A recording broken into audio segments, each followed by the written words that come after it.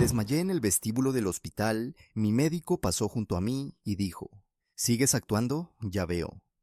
Yo estaba en el suelo, incapaz de mover las piernas, y él pasó por encima de mí como si fuera basura. Lo que ninguno de los dos sabía en ese momento era que, a una semana más sin tratamiento, el daño habría sido permanente. ¿Alguna vez un médico no te creyó cuando le dijiste que algo andaba mal con tu cuerpo? Quédate, porque lo que descubrieron después de esa caída cambió mi vida para siempre. Cuando me desmayé en el vestíbulo del hospital, mi médico pasó junto a mí y dijo, ¿sigues actuando? Ya veo. Yo estaba en el suelo, incapaz de mover las piernas, y él pasó por encima de mí como si fuera basura. Mientras las enfermeras corrían para llevarme a urgencias, una de ellas gritó pidiendo ayuda, pero el doctor Mendoza levantó la mano y dijo, es mi paciente. Esto es un comportamiento para llamar la atención. Lo hace cada vez que no consigue analgésicos. Las enfermeras parecían confundidas porque yo nunca había pedido analgésicos. Solo quería respuestas sobre por qué no podía caminar desde hacía unos días. Señor, ella no puede mover las piernas, dijo la enfermera más joven, que estaba revisando mis reflejos y parecía genuinamente preocupada. Claro que puede moverlas. La vi caminar muy bien esta mañana cuando entró en mi consultorio. ¿No es así? Respondió él mientras sacaba su celular y miraba la hora, como si yo lo estuviera retrasando. Eso fue hace 3 horas, le dije con la voz quebrada. Algo anda mal. Por favor, haga la resonancia magnética que prometió. Apenas podía hablar debido al dolor que subía por mi columna. Nunca prometí una resonancia magnética, contestó.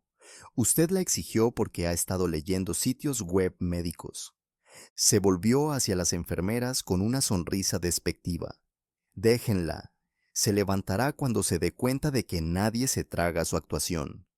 Pero la enfermera mayor no aceptó eso. Doctor, con todo respeto, no podemos dejar a una paciente en el suelo. Él se rió y fue cruel. ¿Paciente? Es una visitante frecuente que quiere cheques de discapacidad. He visto docenas como ella. Dolor misterioso que convenientemente se intensifica cuando vencen las facturas.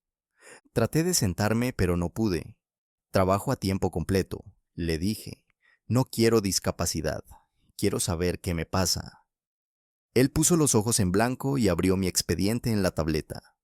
Según mis notas, se ha quejado de dolor de espalda, entumecimiento en las piernas y debilidad durante 8 meses. Todos los exámenes salieron normales, por lo tanto, está bien. La enfermera más joven seguía revisando mis reflejos. Doctor, su pie izquierdo no tiene respuesta, reflejo plantar nulo. Él ni siquiera miró. Ella lo está controlando. Aprenden a suprimir reflejos en videos de YouTube. Fue entonces cuando llegó mi esposo Daniel. Venía para lo que debía ser mi consulta de seguimiento. ¿Qué está pasando?, preguntó alarmado. ¿Por qué mi esposa está en el suelo? El doctor Mendoza suspiró dramáticamente. Su esposa está teniendo otro episodio. Le estaba explicando al personal que esto es conductual, no médico. La cara de Daniel se puso roja. Conductual, se despertó llorando de dolor. Se arrastró hasta el baño esta mañana porque sus piernas no funcionaban. El médico sonrió con desdén. Sin embargo, logró llegar hasta aquí. Interesante cómo la parálisis va y viene. La enfermera mayor estaba midiendo mi presión arterial y frunció el ceño. Su presión arterial es de 180/95. Esto no es conductual. El doctor Mendoza agitó la mano restándole importancia. Ansiedad por haber sido descubierta fingiendo. Fue entonces cuando otro médico pasó y se detuvo. ¿Qué está pasando aquí? La enfermera le explicó mientras el doctor Mendoza intentaba interrumpir. Me estoy ocupando de esto, ella es mi paciente. Pero el otro médico ya estaba arrodillado a mi lado. ¿Puedes sentir esto?, preguntó mientras presionaba mis piernas. No sentí nada debajo de las rodillas. No, nada. Ha estado empeorando durante meses, pero el doctor Mendoza dice que lo estoy imaginando. El nuevo médico miró mi expediente, luego al doctor Mendoza. No pidió ningún estudio de imagen, ninguna resonancia, ninguna tomografía con entumecimiento progresivo y parálisis. El doctor Mendoza se cruzó de brazos. Los análisis de sangre eran normales. No hay necesidad de pruebas costosas para síntomas psicosomáticos. El nuevo médico se levantó lentamente. Llévenla a radiología de inmediato. Resonancia magnética completa de la columna con contraste. Miró al doctor Mendoza fijamente. Y usted viene conmigo. Las enfermeras me subieron a una camilla mientras Daniel sostenía mi mano.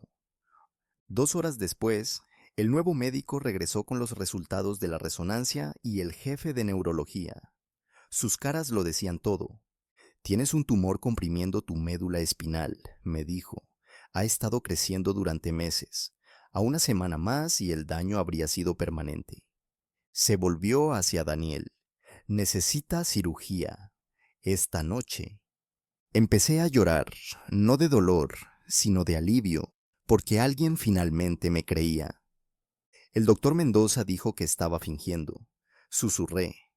El jefe de neurología parecía furioso. El doctor Mendoza está siendo evaluado. Negarse a pedir estudios de imagen básicos para síntomas neurológicos progresivos es negligencia. La cirugía duró 6 horas, y cuando desperté, podía sentir mis piernas nuevamente.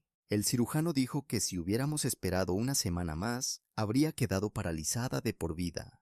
El tumor era benigno, pero estaba creciendo exactamente donde le decía al doctor Mendoza que estaba el dolor. Desde hacía 8 meses. 3 días después, mientras aún me recuperaba, la administradora del hospital vino a mi habitación. El doctor Mendoza ya no trabaja aquí, me informó.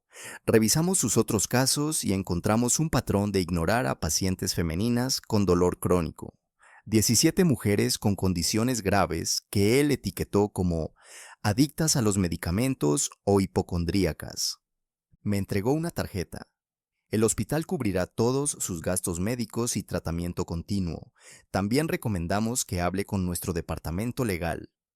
Daniel miró a la administradora. ¿Cuántas de esas 17 mujeres terminaron con daños permanentes? Ella lo miró por un segundo, luego volvió a mirarme a mí. Su rostro mostraba que no quería responder esa pregunta. Se aclaró la garganta y ajustó la carpeta en sus manos. Daniel apretó mi mano con más fuerza y dijo el número de nuevo, más despacio esta vez, como si tal vez hubiera escuchado mal. 17.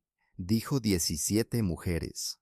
La administradora asintió. El hospital examinó los archivos del doctor Mendoza de los últimos 3 años, después de que mi cirugía de emergencia los hiciera mirar más de cerca su trabajo.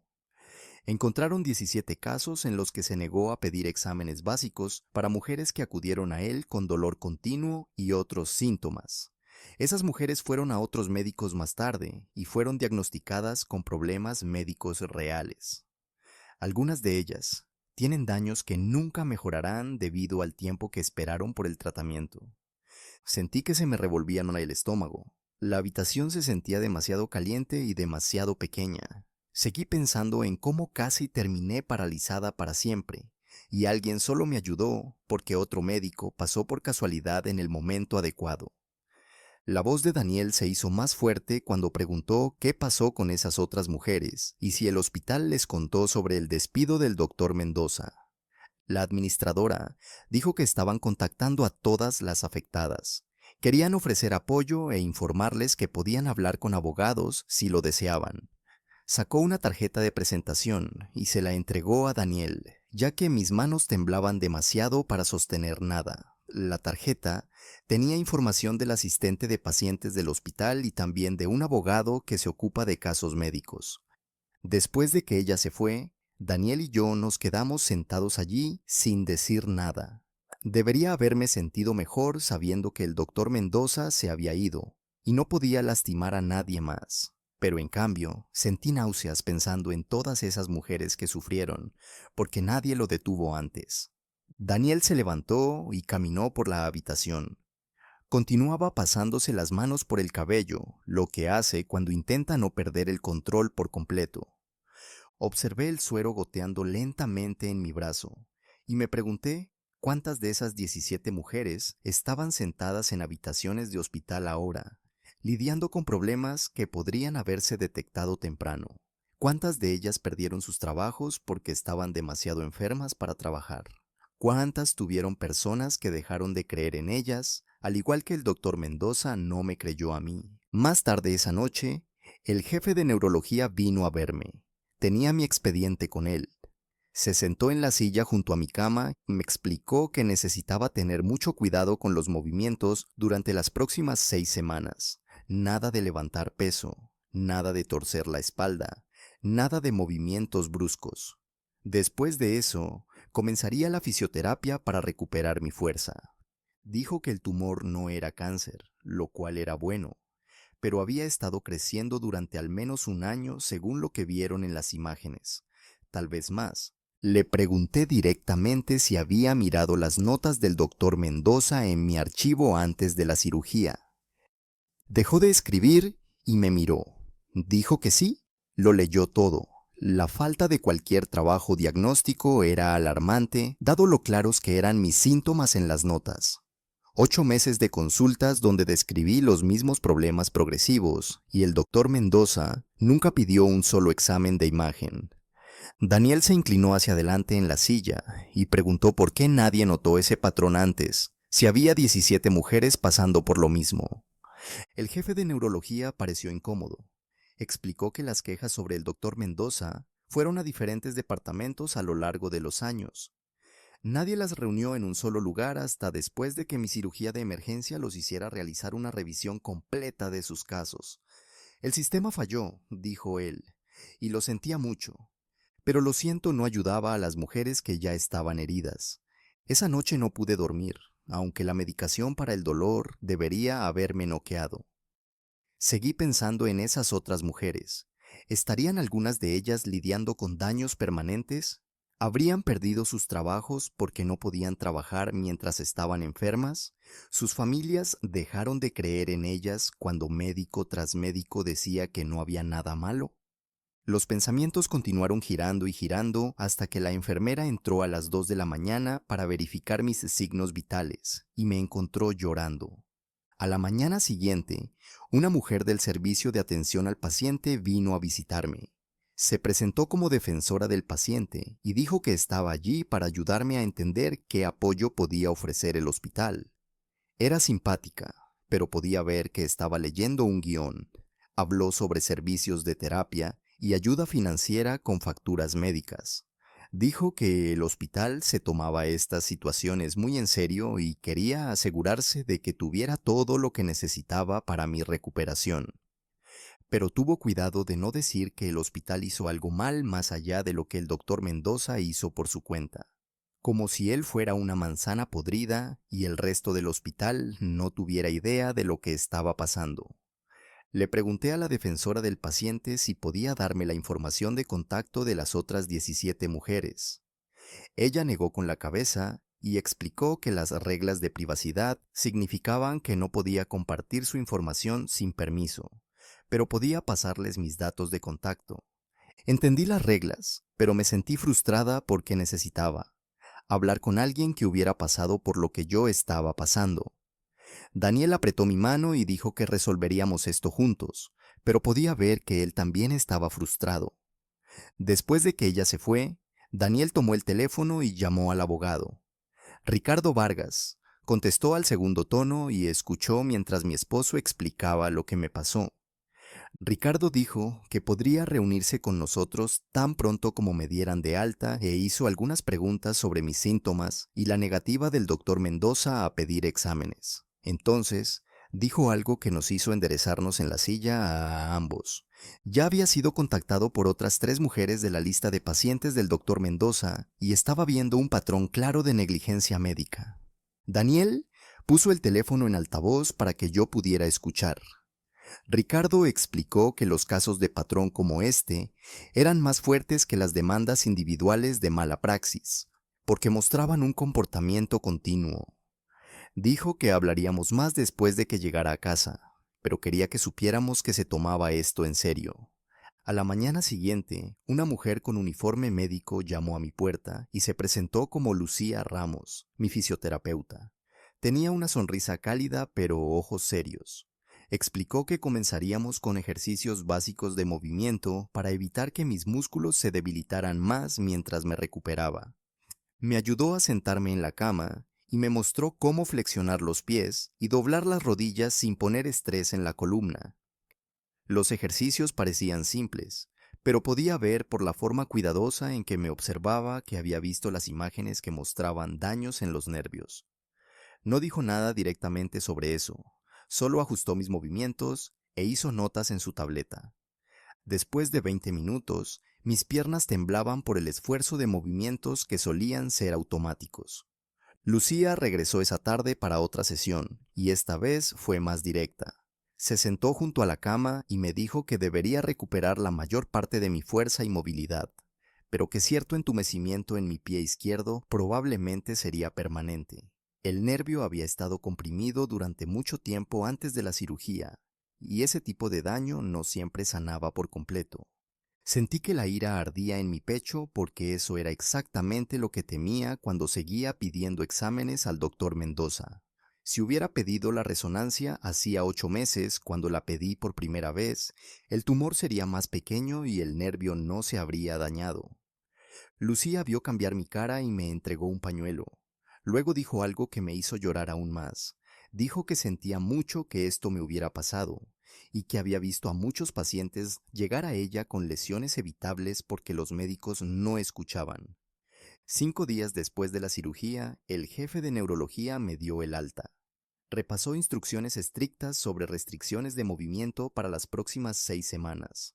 Nada de levantar nada más pesado que 2 kilos, nada de torcer la espalda, nada de doblar la cintura. Me recetó analgésicos y relajantes musculares. Daniel había ido a casa el día anterior para arreglar nuestra habitación de invitados en la planta baja para que no tuviera que lidiar con escaleras. Bajó una cama del piso de arriba, hizo espacio para mi ropa y montó una pequeña mesa junto a la cama con mi cargador de celular y botellas de agua. Cuando llegamos a casa, me ayudó a caminar lentamente del auto a la casa, y me sentí exhausta solo con esa corta distancia. La primera semana en casa fue más difícil de lo que esperaba. Estaba agradecida de estar en mi propio espacio en lugar del hospital, pero cada tarea simple me recordaba cuánto había perdido. Vestirme me tomaba 20 minutos porque no podía inclinarme para ponerme calcetines o pantalones sin ayuda. Caminar hasta el baño requería concentración porque mi pie izquierdo todavía estaba entumecido y tenía que mirar dónde lo ponía. Bañarme significaba sentarme en una silla de plástico que compró Daniel, porque estar de pie era demasiado agotador. Cada vez que luchaba con algo que solía hacer sin pensar, imaginaba la cara del doctor Mendoza cuando me dijo que estaba fingiendo, y la ira ardía en mí nuevamente. Daniel intentaba ayudar sin estar encima, pero podía ver la preocupación en sus ojos cada vez que me movía. 2 semanas después de llegar a casa, la defensora del paciente llamó para decir que 2 mujeres de la lista de pacientes del doctor Mendoza querían conectarse conmigo. Sus nombres eran Carolina Núñez y Valeria Ortiz. Ambas acordaron una videollamada, ya que yo aún no tenía el alta para reuniones presenciales. Programamos para la noche siguiente y pasé todo el día nerviosa sobre cuáles serían sus historias. Daniel se sentó a mi lado cuando abrí la computadora portátil y 2 mujeres aparecieron en la pantalla. Carolina parecía cansada, con ojeras profundas. Valeria tenía el cabello tirado hacia atrás con fuerza como si acabara de llegar del trabajo. Carolina comenzó a hablar primero. Su voz era tranquila pero firme. Había estado viendo al doctor Mendoza por dolor en las articulaciones y cansancio constante durante más de 1 año. Él seguía diciendo que estaba deprimida y necesitaba hacer más ejercicio, aunque ella le explicó que su madre y su tía tenían lupus. Se negó a hacer paneles autoinmunes diciendo que su análisis de sangre parecía bien y que solo necesitaba perder peso y dormir más. Finalmente fue a un médico diferente cuando sus articulaciones se hincharon tanto que no podía sostener un bolígrafo en el trabajo. El nuevo médico hizo la prueba que el doctor Mendoza rechazó y la diagnosticó con lupus, pero para entonces sus riñones ya estaban dañados. Ahora se sometía a diálisis 3 veces por semana y podría necesitar un trasplante en los próximos años. Las manos de Valeria estaban cerradas en su regazo cuando nos contó su historia. Había acudido al doctor Mendoza por dolor severo durante la menstruación, un dolor tan fuerte que faltaba al trabajo y pasaba días en cama. Él dijo que los cólicos eran normales y que necesitaba ser más fuerte. Ella preguntó sobre la endometriosis porque había leído sobre eso en línea, y él se rió de ella por autodiagnosticarse con búsquedas en internet. Dijo que si realmente quería, podría recetar anticonceptivos para ayudar con los cólicos, pero la cirugía para verificar endometriosis era innecesaria y arriesgada. Un año después, un quiste ovárico se rompió y terminó en cirugía de emergencia. Encontraron endometriosis en todas partes, tantas cicatrices que el cirujano dijo que nunca podría tener hijos. Tenía 32 años y siempre quiso ser mamá. Cuando terminó la llamada, me quedé mirando la pantalla en blanco y comencé a llorar. Daniel me rodeó con sus brazos y lloré en su hombro por lo que parecieron horas. Seguí pensando en lo que esas mujeres habían perdido porque un médico se negó a tomarlas en serio. Carolina pasaría el resto de su vida en diálisis a menos que consiguiera un trasplante, y eso asumiendo que sus riñones dañados no causarán otros problemas. Valeria nunca tendría hijos biológicos, y esa elección le fue robada por alguien que creía saber más que ella sobre su propio cuerpo. Daniel me abrazó y finalmente admitió que estaba luchando con su propia ira. Había confiado en el sistema médico para ayudarme. Creía que los médicos sabían lo que hacían y tenían los mejores intereses de los pacientes en mente. Y en cambio, esa confianza casi me destruyó. 2 semanas después de mi cirugía, Ricardo Vargas llamó a nuestra puerta cargando un maletín de cuero que parecía haber visto 1000 tribunales.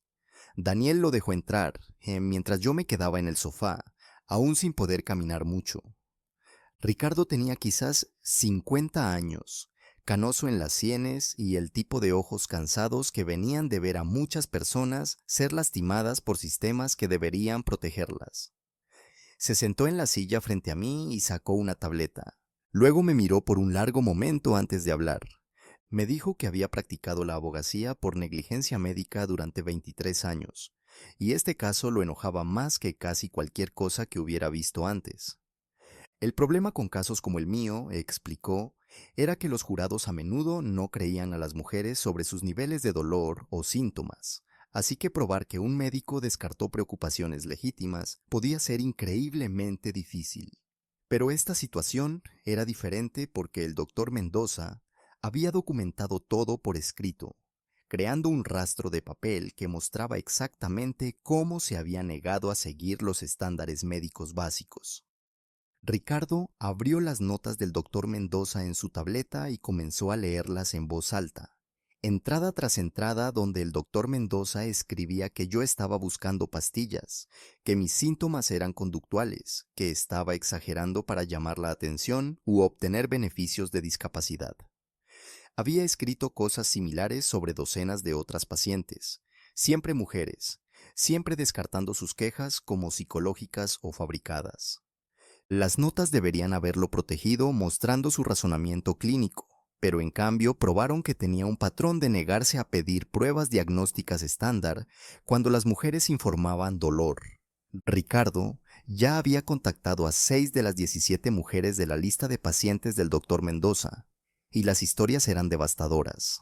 12 de ellas terminaron teniendo condiciones médicas graves que quedaron sin diagnóstico durante meses o años mientras el doctor Mendoza decía que nada estaba mal. Lupus, endometriosis, esclerosis múltiple, cáncer de ovario, tumores espinales, artritis reumatoide. 5 de esas 12 mujeres ahora tenían daños permanentes o discapacidad, porque sus condiciones progresaron sin tratamiento. Le pregunté qué pasaría con el doctor Mendoza más allá de perder su trabajo. Ricardo dejó la tableta y explicó que la junta médica estaba investigando su licencia y probablemente la revocaría permanentemente. Los cargos criminales eran posibles en los casos más graves donde los pacientes sufrieron grandes daños, pero eran difíciles de probar y rara vez resultaban en condenas. La verdadera responsabilidad vendría a través de demandas civiles por negligencia, donde podríamos obligarlo a pagar y hacer que el patrón de negligencia fuera un registro público. Daniel se inclinó hacia adelante y preguntó sobre la responsabilidad del hospital, ya que aparentemente recibieron quejas sobre el doctor Mendoza, pero no hicieron nada hasta después de que ocurrió mi cirugía de emergencia. La expresión de Ricardo se endureció. Dijo que eso era exactamente lo que más le interesaba en este caso. El hospital creó las condiciones que permitieron al doctor Mendoza continuar desestimando a pacientes femeninas durante años a pesar de múltiples quejas. Esa falla institucional era clave, tan importante como la negligencia individual del doctor Mendoza. Quizás más, porque mostraba problemas sistémicos. Ricardo quería presentar una demanda colectiva representando a las 17 mujeres contra el doctor Mendoza y el hospital. Dijo que este enfoque sería mucho más poderoso que los casos individuales porque demostraría un patrón de falla sistémica en lugar de incidentes aislados. Una demanda colectiva obligaría al hospital a examinar sus procesos, cómo manejaba las quejas, cómo supervisaba a los médicos, cómo protegía a los pacientes de cuidados negligentes. También atraería más atención de los medios y presión pública para cambios reales. Le dije a Ricardo que quería ser parte de eso, lo que fuera que necesitara de mí. Me advirtió que ser una demandante nombrada significaba que mis registros médicos se harían públicos, que los reporteros podrían contactarme, que los abogados del doctor Mendoza intentarían desenterrar cualquier cosa que pudieran usar en mi contra. Miré a Daniel, luego a Ricardo, y dije, ya no me importa la privacidad. Me importa asegurarme de que esto no le pase a otras mujeres, que nadie más termine paralizada o en diálisis o infértil, porque un médico se negó a creerles. La fisioterapia comenzó 3 días después en una clínica con olor a goma. Lucía era mi terapeuta, y su manera directa de hablar la apreciaba tras meses de desdén. Evaluó mi rango de movimiento y fuerza, probando cada pierna cuidadosamente mientras tomaba notas. Cuando terminó, dijo que lo estaba haciendo bien considerando lo cerca que estuve de la parálisis permanente, pero necesitaba entender que parte del daño nervioso probablemente sería permanente. El tumor comprimió mi médula espinal durante mucho tiempo antes de la cirugía, y los nervios no siempre se recuperaban por completo incluso después de eliminar la presión. En las semanas siguientes, Lucía trabajó conmigo 3 veces por semana en ejercicios para reconstruir la fuerza y mejorar mi equilibrio. Podía caminar sin ayuda ahora, pero mi pierna izquierda era más débil que la derecha y todavía tenía entumecimiento que hacía que las escaleras fueran complicadas. Algunos días eran mejores que otros. Algunos días podía hacer los ejercicios sin mucho problema y sentía que estaba volviendo a la normalidad. Otros días mi pierna no cooperaba y me sentía frustrada tratando de hacer movimientos simples. Durante una sesión particularmente mala, estaba tratando de hacer ejercicios de apoyo en una sola pierna, y mi pierna izquierda seguía fallando. Lucía me sostenía cada vez, pero sentía que me molestaba más con cada intento fallido. Finalmente me senté en la colchoneta y comencé a llorar. Le dije que cada lucha me recordaba que este daño era completamente evitable. Si el doctor Mendoza hubiera pedido la resonancia hacía 8 meses, cuando la pedí por primera vez, el tumor sería más pequeño, la cirugía sería más simple, y yo no estaría sentada aquí incapaz de mantener el equilibrio en una pierna. Lucía me entregó una botella de agua y se sentó a mi lado. No intentó hacerme sentir mejor, solo escuchó mientras hablaba sobre lo enojada que estaba. Cuando terminé, me dijo que ya había tratado a otros pacientes desestimados. Había visto a personas con esclerosis múltiple a las que se les dijo que estaban estresadas, personas con enfermedad de Lyme a las que llamaron deprimidas, personas con condiciones autoinmunes a las que mandaron a hacer ejercicio. El sistema médico tenía un problema real al desestimar pacientes, especialmente mujeres con dolor que no aparecían en pruebas básicas. Lucía sugirió que podría beneficiarme de la terapia para procesar el trauma, porque el daño emocional de ser desacreditada podía ser tan difícil de curar como el daño nervioso. Acepté el consejo de Lucía y programé una cita con una terapeuta a la semana siguiente. La clínica estaba en un edificio médico que olía a café y limpiador. La terapeuta era la doctora Campos, especializada en trauma médico. Pasamos de oro la primera sesión repasando lo que pasó con el doctor Mendoza. Ella escuchó sin interrumpir mientras explicaba cómo él descartó mis síntomas durante 8 meses hasta que me desmayé. Cuando terminé, se inclinó hacia adelante y me dijo algo que necesitaba escuchar. Mi ira estaba justificada, y procesarla no significaba renunciar a la responsabilidad de él. Significaba no dejar que la ira me consumiera mientras me curaba. Explicó que el trauma del rechazo médico era real, que no ser creída por alguien que debería ayudarte creaba un tipo específico de herida. En las sesiones siguientes, me ayudó a entender que podía estar enojada y aún así seguir adelante. La ira no necesitaba controlar mi día. 3 semanas después de mi cirugía, un periodista llamado Alejandro Torres llamó a mi celular. Quería hacer un artículo sobre el patrón del doctor Mendoza. Dije que necesitaba hablar con mi abogado. Ricardo devolvió la llamada y explicó que la cobertura de los medios podría ayudar a nuestro caso, pero necesitaba tener cuidado. Cualquier cosa que dijera podría ser usada por los abogados del hospital. Estuve de acuerdo y Ricardo programó una reunión. Cuando llegó el día, conduje hasta la oficina de Ricardo con Daniel. El viaje en ascensor hizo que me dolieran las piernas. La oficina estaba en el tercer piso, y Carolina y Valeria ya estaban allí. Alejandro era más joven de lo esperado, con un cuaderno y grabadora. Ricardo comenzó explicando las reglas básicas de la entrevista.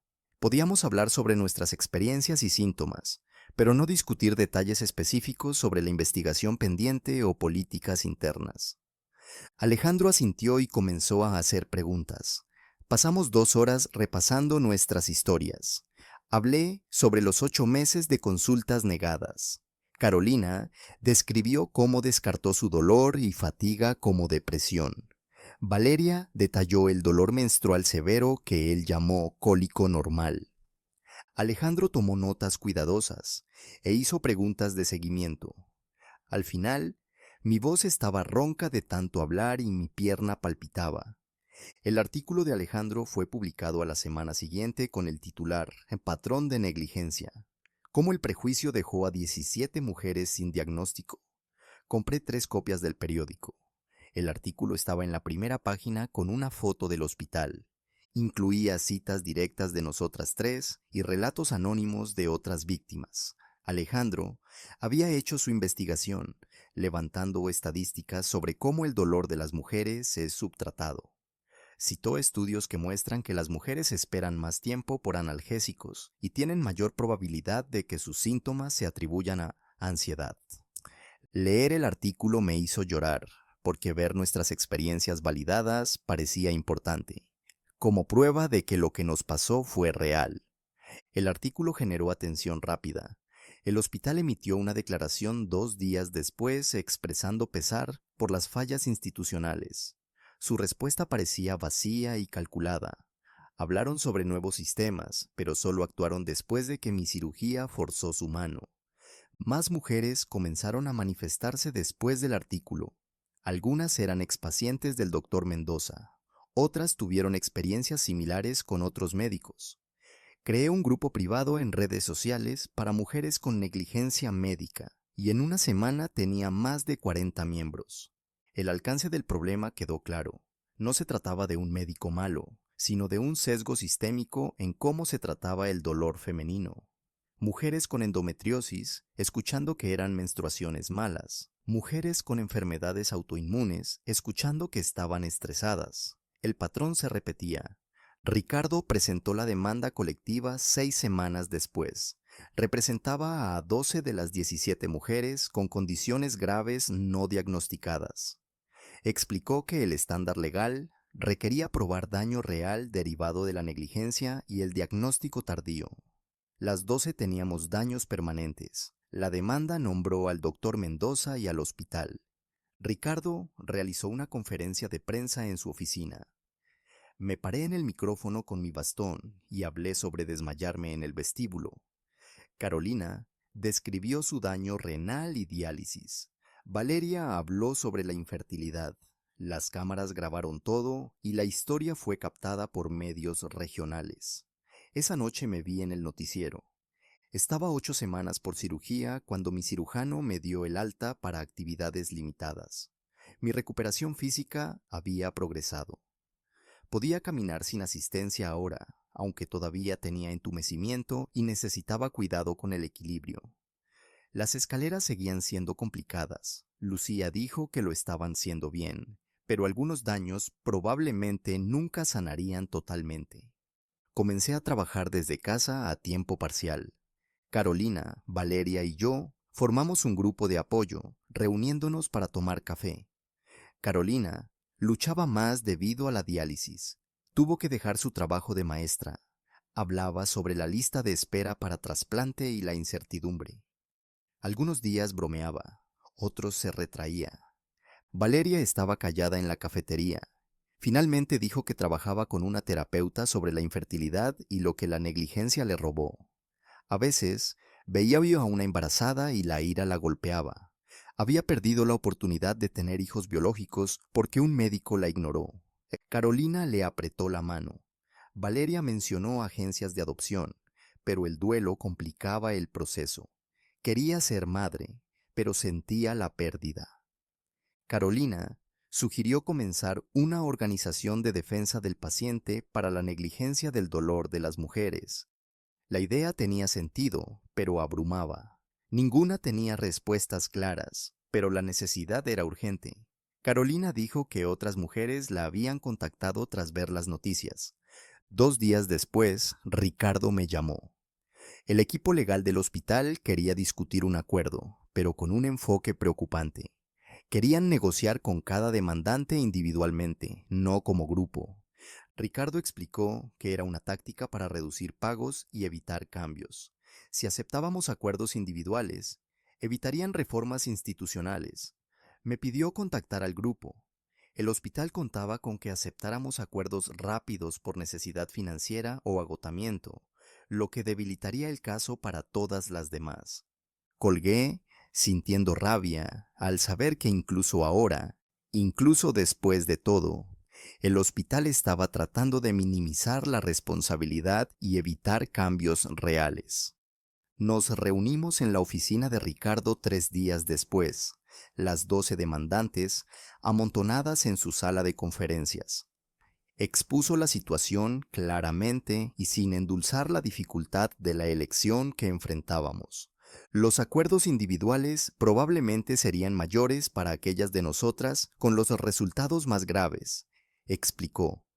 Mi tumor espinal y casi parálisis, el daño renal de Carolina requiriendo diálisis, la infertilidad de Valeria, la mujer con esclerosis múltiple no diagnosticada que ahora usaba silla de ruedas. Probablemente recibiríamos una compensación sustancial si llegábamos a acuerdos individuales. Pero esos acuerdos individuales no obligarían al hospital a cambiar nada sobre cómo investigan las quejas o capacitan a los médicos sobre sesgo implícito. Las mujeres con resultados menos graves podrían recibir acuerdos menores o ser presionadas para aceptar cantidades mínimas. El hospital podría llenar cheques, hacernos firmar acuerdos y continuar operando exactamente como antes. Ricardo recomendó que rechazáramos las ofertas de acuerdo individual y nos mantuviéramos firmes en el enfoque de demanda colectiva, pero dejó claro que esa era nuestra decisión. La sala quedó en silencio mientras procesábamos lo que nos estaba diciendo. Carolina habló primero, con la voz firme a pesar de las lágrimas en su rostro. Dijo que su daño renal permanente no valía ninguna cantidad de dinero, que ningún acuerdo podía devolverle su salud, o su carrera docente, o los años que perdió, pero forzar al hospital a cambiar sus procedimientos de investigación de quejas, haciéndoles implementar supervisión real y capacitación. Eso podría evitar que otra persona terminara en diálisis porque un médico descartó sus síntomas. Ella quería rechazar el acuerdo individual y continuar con la demanda colectiva, incluso si eso significaba más declaraciones, más estrés, más tiempo arrastrando esto. Una a una, las otras mujeres expresaron su acuerdo. La mujer con esclerosis múltiple dijo que prefería esperar años por una sentencia que tomar el dinero y dejar el sistema inalterado. Valeria dijo que no podría vivir consigo misma si aceptaba un acuerdo, sabiendo que otras mujeres enfrentarían la misma negligencia que ella. Cuando llegó mi turno, pensé en desmayarme en ese vestíbulo del hospital, en el doctor Mendoza pasando por encima de mí como si fuera basura, en despertar de la cirugía sabiendo que casi quedé paralizada para siempre. Voté para rechazar los acuerdos individuales. Todas votamos unánimemente, eligiendo el camino más difícil porque era el único que podía cambiar algo realmente. 3 meses después de mi cirugía, volví al trabajo a tiempo parcial con adaptaciones para mis limitaciones físicas. Mi empleador había sido solidario durante toda mi recuperación, permitiéndome trabajar desde casa inicialmente y luego volviendo gradualmente a la oficina con un horario modificado. Pero sentarme en mi escritorio haciendo las mismas tareas que hacía antes de que todo sucediera, parecía surrealista y desconectado. Mis compañeros de trabajo me trataban con cuidado, preguntando cómo me sentía, pero claramente incómodos con toda la situación. Nadie sabía con certeza qué decirle a alguien que casi quedó paralizada porque su médico se negó a creerle. Me encontraba tocando mi pie izquierdo durante las reuniones, verificando si aún podía sentirlo, recordando lo completamente entumecido que había estado. La fisioterapia había ayudado tremendamente y podía caminar sin asistencia ahora. Pero Lucía seguía recordándome que algunos daños en los nervios serían permanentes. Me cansaba más rápido que antes. Necesitaba hacer pausas para estirarme y moverme. Tenía que tener cuidado con el equilibrio. La vida normal parecía una fantasía que estaba usando mientras aún procesaba el trauma de lo que había sucedido. Como si estuviera fingiendo que todo estaba bien cuando nada se sentía bien. La investigación de la Junta Médica sobre la licencia del doctor Mendoza concluyó con la recomendación formal de revocación permanente.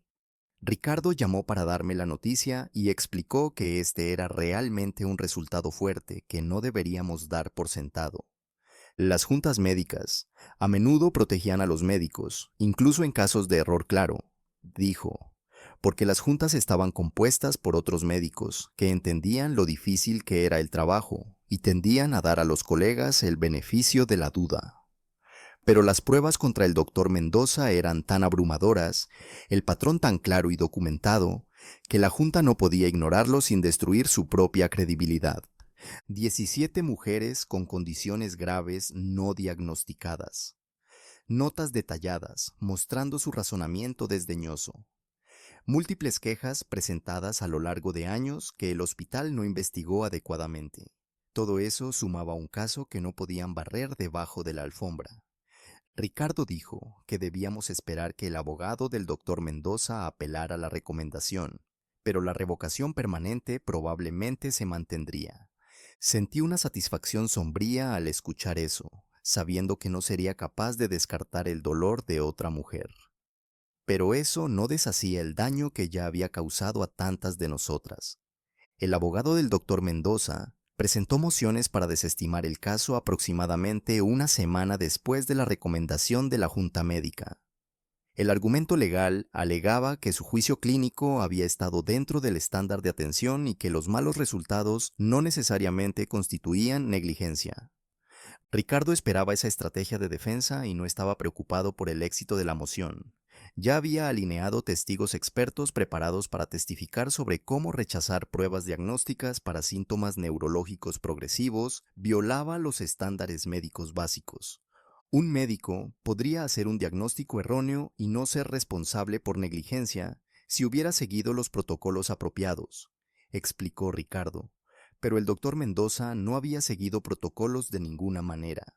Se había negado a pedir imágenes, descartó hallazgos objetivos como reflejos ausentes y documentó su creencia de que las pacientes estaban fingiendo sin realizar las pruebas que confirmarían o descartarían condiciones graves. Los testigos expertos explicarían a un jurado por qué esto no era una cuestión de juicio clínico, sino una falla en cumplir con los estándares mínimos de atención. Ricardo parecía confiado en que las mociones serían denegadas, pero la maniobra legal significaba más retrasos, más tiempo antes de ver cualquier resolución. 4 meses después de mi cirugía, los abogados del hospital programaron mi declaración. Ricardo me preparó minuciosamente a lo largo de varias sesiones, explicando qué preguntas esperar y cómo responder con claridad sin ponerme a la defensiva o emocional. La declaración tuvo lugar en una sala de conferencias estéril en las oficinas legales del hospital, que parecía deliberadamente hostil, dado que era donde el doctor Mendoza había trabajado. Sus abogados hicieron preguntas detalladas sobre mis síntomas, cada consulta que tuve con el doctor Mendoza, mi historial médico completo de años atrás. Querían saber si alguna vez había faltado a consultas, si siempre fui honesta sobre mis síntomas, si hice mi propia investigación en línea antes de ver al doctor Mendoza, si alguna vez pedía analgésicos a otros médicos. Podía ver lo que estaban haciendo, buscando cualquier cosa que pudieran usar para argumentar que contribuía al diagnóstico tardío, siendo una mala historiadora o una paciente difícil. Preguntaron sobre mi horario de trabajo, mis niveles de estrés, mi relación con Daniel, si había estado deprimida o ansiosa. Cada pregunta parecía diseñada para sugerir que yo era de alguna manera responsable por la falla del doctor Mendoza en diagnosticar mi tumor espinal. La declaración duró 6 horas con descansos, y al final estaba física y emocionalmente agotada. Ricardo había preparado bien y respondí todo honestamente y con calma. Pero tener que defender mi credibilidad y justificar por qué merecía pruebas diagnósticas básicas trajo de vuelta toda la impotencia que sentí en el consultorio del doctor Mendoza. Los abogados del hospital fueron profesionales pero implacables, volviendo a las mismas preguntas formuladas de maneras diferentes, tratando de captar inconsistencias o admisiones que pudieran usar. Cuando finalmente terminó y salimos del edificio, me senté en el auto de Ricardo y lloré durante 20 minutos mientras él esperaba pacientemente. Me dijo que lo había hecho bien, que mi declaración fue fuerte y consistente, que las tácticas del hospital eran estándar pero no funcionarían porque los hechos estaban de nuestro lado. Pero me sentí como si hubiera sido desestimada nuevamente, forzada a probar que estaba diciendo la verdad sobre mi propio cuerpo, obligada a justificar mi existencia como una paciente que merecía atención. Daniel me llevó a casa en silencio después de que terminó la declaración, con las manos sosteniendo el volante con tanta fuerza que los nudillos se pusieron blancos. Cuando entramos, comenzó a caminar de un lado a otro en la sala de estar como un animal enjaulado. Me dijo que la forma en que esos abogados me interrogaron fue asquerosa, tratándome como si estuviera en juicio en lugar de ser la víctima. Intentaron hacerme parecer poco confiable, preguntando sobre cada consulta que alguna vez había faltado o reprogramado, como si perder un seguimiento hacía 3 años, de alguna manera, significara que merecía tener un tumor espinal ignorado durante 8 meses. Ricardo llamó esa noche para saber cómo estaba y explicó que esta era una estrategia de defensa estándar en casos de negligencia médica. Los abogados del hospital querían hacer el proceso legal tan miserable y degradante que las demandantes se rindieran y aceptaran cualquier pequeño acuerdo ofrecido solo para que parara. Pero Ricardo dijo que mi declaración había sido fuerte y consistente, que manejé bien sus tácticas, manteniendo la calma y apegándome a los hechos. Me recordó que los jurados ven a través de estas estrategias de defensa agresivas, especialmente cuando la evidencia médica es tan clara como la mía. Las imágenes de la resonancia mostrando ese tumor enorme comprimiendo mi médula espinal hablarían más fuerte que cualquier intento de pintarme como una paciente difícil. 5 meses después de mi cirugía, Ricardo llamó con noticias inesperadas. El hospital cambió repentinamente su estrategia legal y ahora proponía mediación para el caso de demanda colectiva, en lugar de continuar luchando en la corte. Ricardo explicó que esto generalmente significaba que el equipo legal del hospital había hecho las cuentas y se dio cuenta de que perdería feo en el juicio. Querían controlar la narrativa y los valores del acuerdo a través de la mediación, en lugar de dejar que un jurado decidiera cuánto dinero merecían 12 mujeres con lesiones permanentes. La mediación Les permitiría evitar el espectáculo público de un juicio donde todos los detalles sobre el patrón del doctor Mendoza se presentarían a reporteros sentados en el tribunal. Ricardo pensaba que debíamos aceptar la mediación, pero nos advirtió que no aceptáramos ningún acuerdo que no incluyera cambios obligatorios en la forma en que el hospital manejaba las quejas de los pacientes. El dinero importaba para cubrir gastos médicos y compensarnos por el sufrimiento, pero las reformas institucionales importaban más para proteger a futuras pacientes de pasar por lo que pasamos. Nos reunimos en la oficina de Ricardo a la semana siguiente para discutir qué cambios políticos específicos queríamos. Las 12 demandantes asistimos junto con Ricardo y otros 2 abogados de su firma que se especializaban en casos de reforma institucional. Ricardo preparó un documento describiendo requisitos potenciales, incluyendo un sistema independiente de seguimiento de quejas de pacientes, capacitación obligatoria de sesgo implícito para todos los médicos y la creación de una oficina de defensa del paciente con poder real de investigación. Carolina habló primero y dijo que el sistema de seguimiento necesitaba señalar patrones en varios pacientes, no solo quejas individuales. Su diagnóstico de lupus se retrasó porque el doctor Mendoza descartó sus síntomas de la misma manera que descartó los míos. Pero si alguien hubiera estado mirando sus archivos de pacientes como un todo, habría visto que estaba rechazando pruebas diagnósticas para casi todas las mujeres que acudían a él con dolor crónico. Valeria agregó que la capacitación sobre sesgo no podía ser algún módulo en línea de 1 hora en el que los médicos hacían clic sin prestar atención. Necesitaba ser integral e impartida por expertos que entendieran cómo el sesgo de género en la medicina lleva a que las mujeres mueran de condiciones evitables. Pasamos 3 horas desarrollando una lista detallada de reformas que exigiríamos durante la mediación, sabiendo que en el hospital se resistiría a cualquier cosa que requiriera dinero y esfuerzo real para implementar. La mediación tuvo lugar en una sala de conferencias de hotel durante 2 días completos, con todas nosotras, las 12 demandantes, nuestros abogados, el equipo legal de 6 abogados del hospital y un mediador profesional que debía ser neutral. El abogado principal del hospital abrió presentando su oferta de acuerdo que incluía compensación financiera para cada una de nosotras basada en la gravedad de nuestros resultados.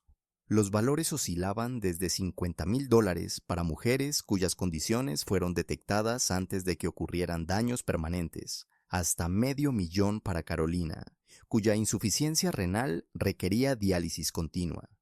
Pero cuando Ricardo preguntó sobre las reformas institucionales que describimos, el abogado del hospital dijo que ya habían hecho cambios adecuados después de despedir al doctor Mendoza. Crearon un formulario de queja del paciente que se archivaba en la oficina del director médico y enviaron un correo electrónico a todos los médicos recordándoles sobre los protocolos de diagnóstico adecuados. Ricardo me miró a mí y a las otras demandantes con una expresión que decía que esperaba esa respuesta. El hospital quería tirarnos dinero y fingir que el problema estaba resuelto deshaciéndose de un médico malo, mientras se negaba a reconocer las fallas sistémicas que permitieron que él perjudicara a pacientes durante 3 años. Ricardo sacó una carpeta gruesa de documentos y comenzó a recorrer las llamadas reformas voluntarias del hospital punto por punto. El formulario de queja del paciente que crearon iba a la oficina del director médico, donde se quedaba en un sistema de archivo digital sin proceso para analizar patrones en varias quejas. El recordatorio por correo electrónico sobre protocolos de diagnóstico se envió una vez sin capacitación de seguimiento, sin pruebas para garantizar que los médicos realmente lo leyeran, sin consecuencias para médicos que continuaran ignorando síntomas. Ricardo obtuvo registros a través del proceso de descubrimiento que mostraban que en los 6 meses desde el despido del doctor Mendoza, el hospital recibió 43 quejas de pacientes sobre tratamiento desdeñoso de otros médicos. Ni una sola de esas quejas desencadenó ninguna investigación o resultó en que algún médico fuera disciplinado u obligado a pasar por capacitación adicional. Las reformas del hospital eran una fachada, diseñadas para protegerlos legalmente sin cambiar realmente la forma en que operaban. Ricardo presentó datos de revistas médicas que mostraban que la capacitación sobre sesgo implícito, cuando se hacía adecuadamente por expertos calificados en varias sesiones, reducía significativamente las disparidades en cómo pacientes femeninas y pacientes de color reciben pruebas diagnósticas. La negativa del hospital a invertir en capacitación real mostraba que les importaban más sus ganancias que la seguridad del paciente. Carolina testificó durante la sesión de la tarde del primer día, y sus palabras cortaron todo el lenguaje legal y las excusas burocráticas. Explicó que era maestra de tercer grado, que amaba su trabajo y era buena en él. Ganó el premio a la maestra del año en su escuela primaria 2 años antes de comenzar a ver al doctor Mendoza. Ahora no podía trabajar porque la diálisis 3 veces por semana la dejaba exhausta e incapaz de mantener la energía que la enseñanza de niños pequeños requería. Su daño renal era permanente y evitable, causado enteramente por el doctor Mendoza, negándose a hacer análisis de sangre básicos que habrían detectado su lupus antes de que destruyera sus riñones. Habló sobre cómo siempre quiso tener hijos, pero ahora ese sueño se había ido porque el embarazo sería demasiado peligroso con su función renal tan comprometida. Los abogados del hospital parecían incómodos mientras ella hablaba, pero tan pronto como terminó, volvieron a argumentar que su oferta de acuerdo era generosa y justa. Uno de ellos llegó a decir que aunque la situación de Carolina era lamentable, el hospital no podía ser responsabilizado por el juicio clínico de un médico, incluso si ese juicio resultaba incorrecto. Ricardo interrumpió y le recordó que no se trataba de un diagnóstico erróneo, sino de un patrón documentado de negativa a pedir pruebas apropiadas para pacientes femeninas durante un periodo de 3 años, mientras el hospital ignoraba múltiples quejas. El primer día de mediación terminó sin ningún progreso, y todas regresamos a nuestras habitaciones de hotel sintiéndonos derrotadas. El hospital nos estaba ofreciendo dinero, pero negándose a implementar las reformas significativas que realmente evitarían que esto le sucediera a otras mujeres. Esa noche, varias de nosotras nos reunimos en la habitación de hotel de Valeria para hablar sobre si deberíamos simplemente tomar el dinero y terminar con esto. Los acuerdos financieros cubrirían nuestros gastos médicos y proporcionarían alguna compensación por nuestro dolor y sufrimiento. Carolina recibiría suficiente dinero para ayudar con sus costos continuos de diálisis y tal vez eventualmente un trasplante de riñón si lograba encontrar un donante. Pero los cambios institucionales por los que luchamos, la Oficina Independiente de Defensa del Paciente con poder real de investigación, la capacitación integral sobre sesgo para todos los médicos, eso no estaba sucediendo. El hospital estaba dispuesto a hacer pequeños cambios cosméticos, manteniendo sus sistemas fundamentales exactamente iguales. En el segundo día de mediación, llegamos a un punto muerto total. El hospital aumentó ligeramente sus ofertas financieras, pero se mantuvo firme en que no crearía una oficina independiente de defensa del paciente ni exigiría capacitación integral sobre sesgo implícito, más allá de un módulo en línea básico. Su posición era que ya habían hecho reformas adecuadas y cualquier cosa más sería demasiado costosa y onerosa para implementar en todo el sistema médico. Nos reunimos como grupo de demandantes en una sala de conferencias separada mientras el mediador iba y venía entre nosotras y los abogados del hospital. Ricardo expuso nuestras opciones claramente. Podríamos aceptar los acuerdos financieros y los cambios políticos básicos que el hospital estaba ofreciendo, o podríamos rechazar la mediación y proceder al juicio. Los acuerdos sobre la mesa eran sustanciales, lo suficiente para hacer una diferencia real en todas nuestras vidas, especialmente para aquellas de nosotras que enfrentábamos costos médicos continuos. Pero los cambios institucionales parecían inadecuados, como poner una curita en un sistema roto que continuaría perjudicando a mujeres después de que nos fuéramos. Ricardo nos recordó que ir a juicio era arriesgado y tomaría al menos otro año, tal vez más con apelaciones. Todas tendríamos que testificar en tribunal abierto con los abogados del doctor Mendoza, interrogándonos e intentando destruir nuestra credibilidad frente a un jurado. Cada detalle de nuestros historiales médicos sería examinado y cuestionado. Tendríamos que revivir el trauma de ser desestimadas e ignoradas repetidamente a través de declaraciones, audiencias previas al juicio y finalmente el propio juicio. Ricardo creía que probablemente ganaríamos en el juicio porque las pruebas eran muy fuertes, pero el costo emocional sería significativo. Había visto a clientes ganar grandes veredictos solo para sentirse vacíos por la experiencia de tener su sufrimiento diseccionado en público. Varias de nosotras llorábamos mientras discutíamos qué hacer, divididas entre aceptar un acuerdo imperfecto o luchar por las reformas integrales que sabíamos que eran necesarias, pero que podrían destruirnos emocionalmente en el proceso. Después de 3 horas de discusión difícil, votamos para aceptar el acuerdo. La decisión no fue unánime. Algunas de nosotras sentimos que nos estábamos rindiendo, pero la mayoría estuvo de acuerdo en que la compensación financiera, combinada con el acuerdo del hospital para implementar un seguimiento mejorado de quejas y capacitación obligatoria sobre sesgo médico, era significativa, aunque no fuera todo lo que queríamos. El hospital pagaría indemnizaciones sustanciales a las 12 demandantes, con valores basados en la gravedad de nuestras lesiones y necesidades médicas continuas. Crearían un sistema centralizado de seguimiento de quejas que señalaría patrones en varios pacientes y exigiría investigación cuando 3 o más quejas sobre el mismo médico fueran presentadas dentro de un año. Todos los médicos estarían obligados a completar capacitación anual sobre sesgo implícito en entornos clínicos, aunque fuera solo un módulo de 4 horas en lugar del programa integral de varias sesiones que presionamos.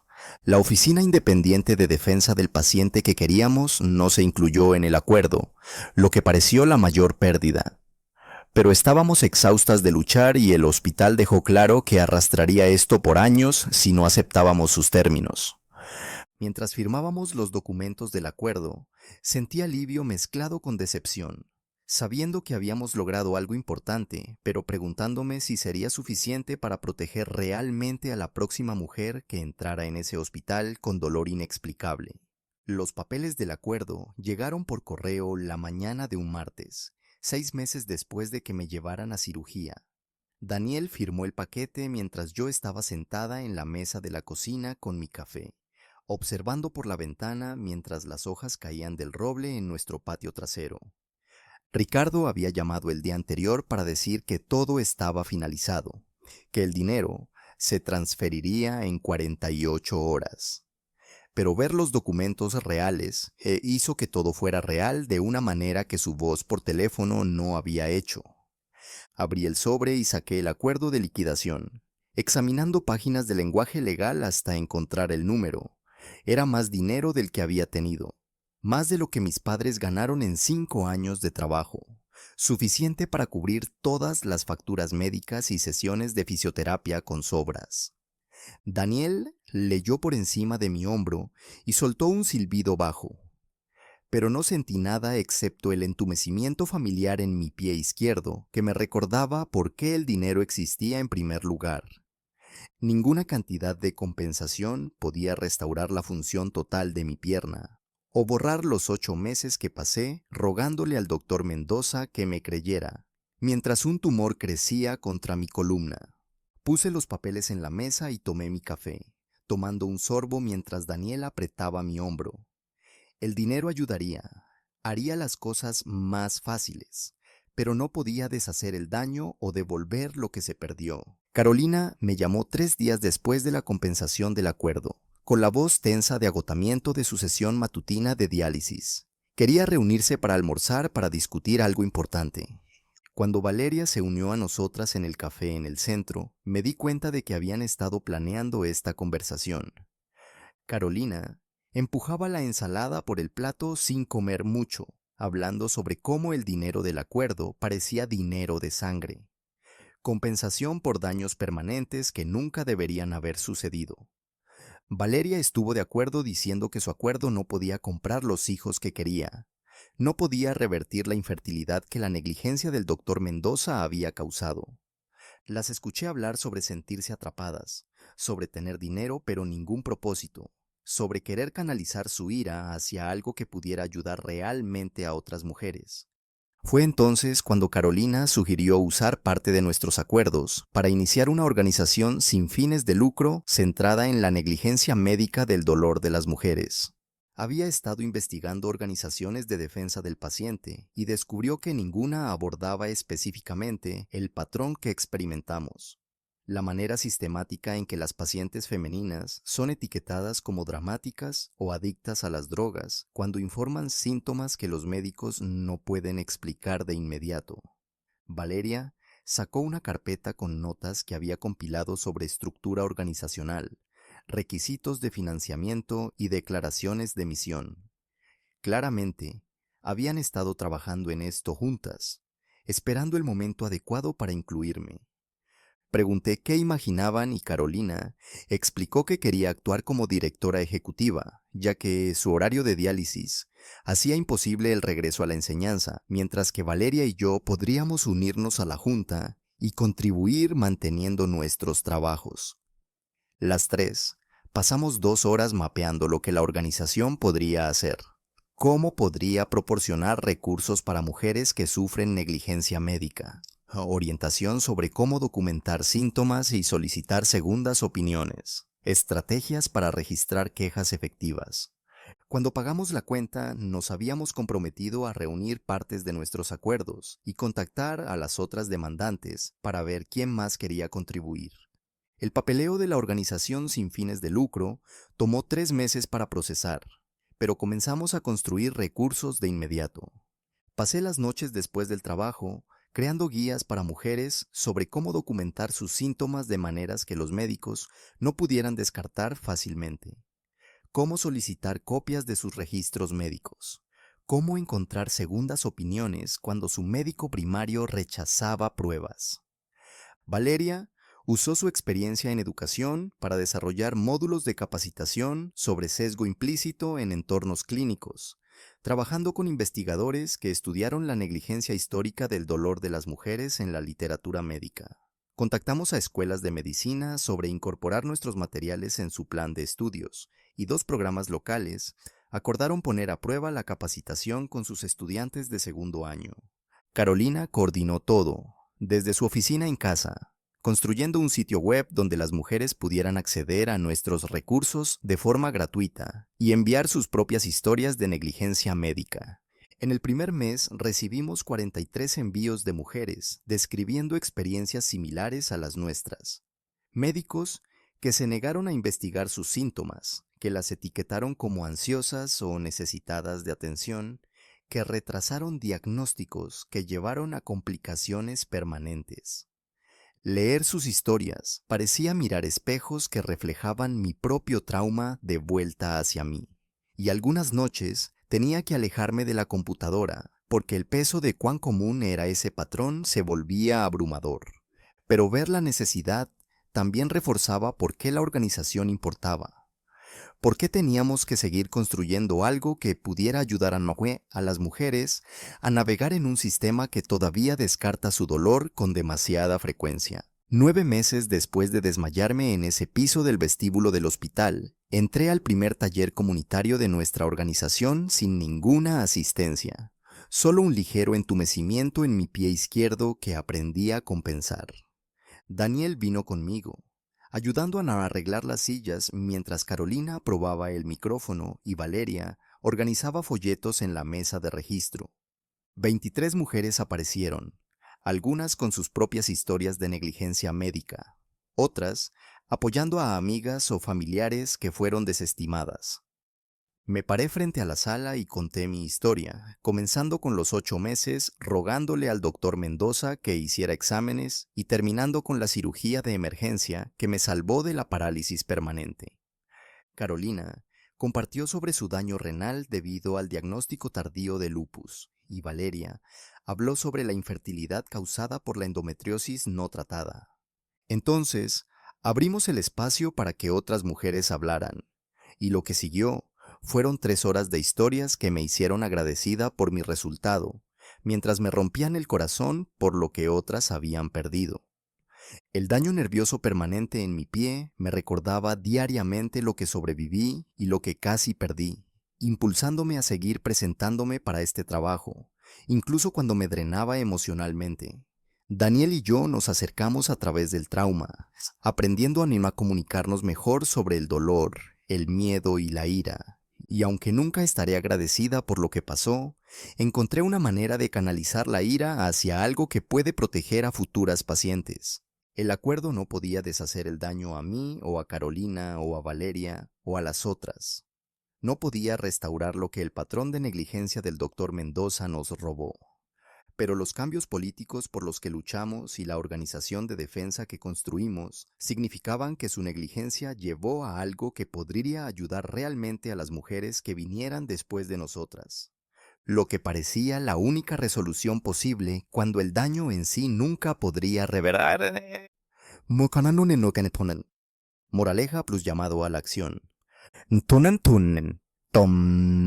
Si hay algo que quiero que te lleves de esta historia es esto. Conoces tu cuerpo mejor que nadie. Si algo no está bien, si sientes que algo anda mal aunque los doctores te digan lo contrario, no te rindas. Busca una segunda opinión, documenta tus síntomas, exige que te escuchen. Y si alguna vez un profesional de la salud te hace sentir que estás exagerando, que estás inventando o que tu dolor no es real, recuerda que ese es el momento de buscar a alguien que sí te crea. Porque tu salud vale más que el ego de cualquier médico. Si esta historia te tocó el corazón, si te hizo reflexionar, o si conoces a alguien que haya pasado por algo similar, déjame un comentario contándome tu experiencia. Tu historia también merece ser escuchada.